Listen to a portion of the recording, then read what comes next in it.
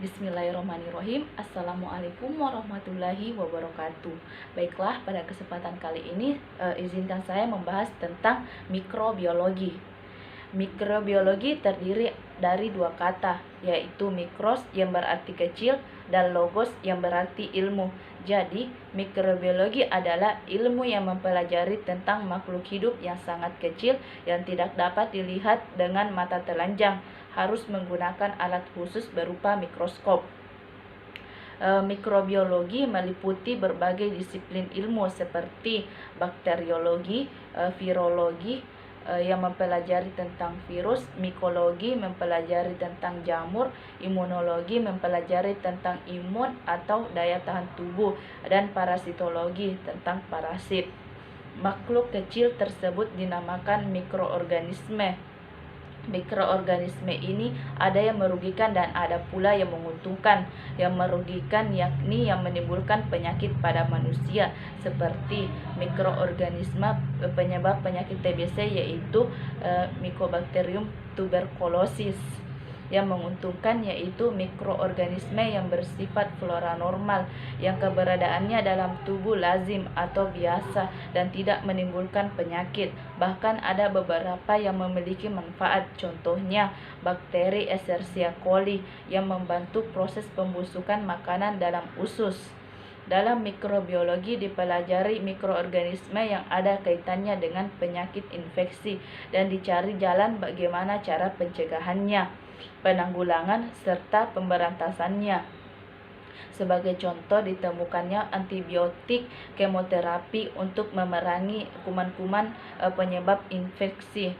Kenyataan kuman tersebut tetap mampu menimbulkan infeksi. Ditemukan jenis-jenis kuman yang baru, sifat-sifat yang baru yang membuktikan bahwa kuman-kuman tersebut mampu mengadaptasi diri terhadap lingkungan.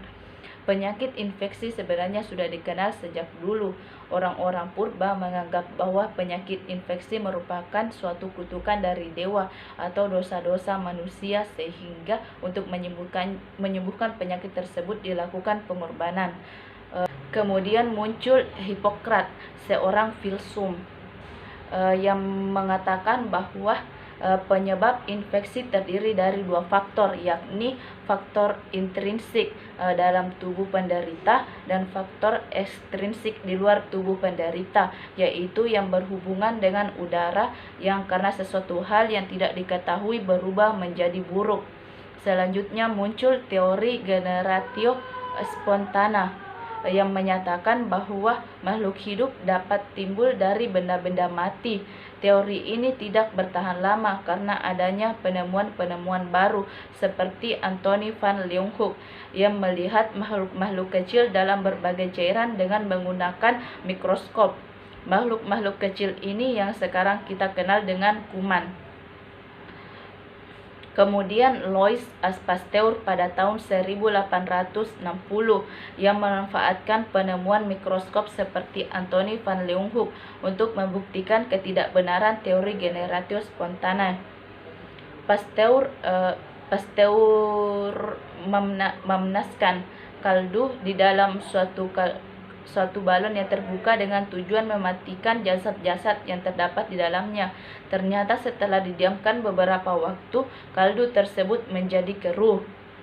Percobaan Pasteur selanjutnya mirip dengan percobaan pertama. Kaldu dipanaskan di dalam labu balon berleher panjang yang bagian tengahnya berbentuk huruf U yang terisi cairan, sehingga udara luar tidak dapat berhubungan dengan kaldu yang terdapat di dalam labu. Terbukti bahwa kaldu dalam labu tetap jernih, tetapi akan terjadi keruh apabila cairan di dalam cairan tersebut dibuang dan memungkinkan udara luar masuk ke dalam labu. Kesimpulannya bahwa kekeruhan kaldu tersebut terjadi akibat pertumbuhan mikroba yang terdapat di dalam tubuh. Mikroba-mikroba di dalam udara inilah yang menjadi penyebab pembusukan sampah, makanan, dan minuman. Ia mengatakan bahwa mikroba-mikroba ini mungkin membahayakan bagi manusia. Teori Pasteur ini dibuktikan oleh Lister, ahli bedah. Lister melakukan tindakan-tindakan aseptik pada waktu pembedahan dengan mempergunakan disinfektan yang dapat mematikan mikroba-mikroba yang terdapat di dalam udara. Dengan tindakan Lister ini, angka kematian karena infeksi sesudah operasi ternyata sangat menurun. Persamaan waktunya dengan Pasteur, seorang dokter Jerman, Robert Koch, pada tahun 1876 mengadakan penelitian terhadap kuman-kuman antraks yang menyerang ternak. Dalam penelitian tersebut, Koch berhasil mengasingkan kuman antraks dalam bentuk biakan murni atau kurtul dengan mempergunakan perbenihan kuman atau medium. Koch membuktikan bahwa kuman-kuman yang diasingkan ini mampu menimbulkan penyakit yang sama bila dimasukkan ke dalam binatang percobaan yang peka. Berdasarkan penemuan tersebut, Koch memformulasikan kriteria mengenai kuman-kuman yang kita kenal sebagai postula Koch, yakni yang pertama, kuman selalu dapat ditemukan di dalam tubuh binatang yang sakit, tetapi tidak di dalam tubuh binatang yang sehat. Kuman tersebut harus dapat diasingkan dan dibiarkan dalam bentuk biakan murni di luar tubuh binatang tadi. Biakan murni kuman tersebut harus mampu menimbulkan penyakit yang sama pada binatang percobaan. Kuman tersebut dapat diasingkan kembali dari binatang percobaan tadi.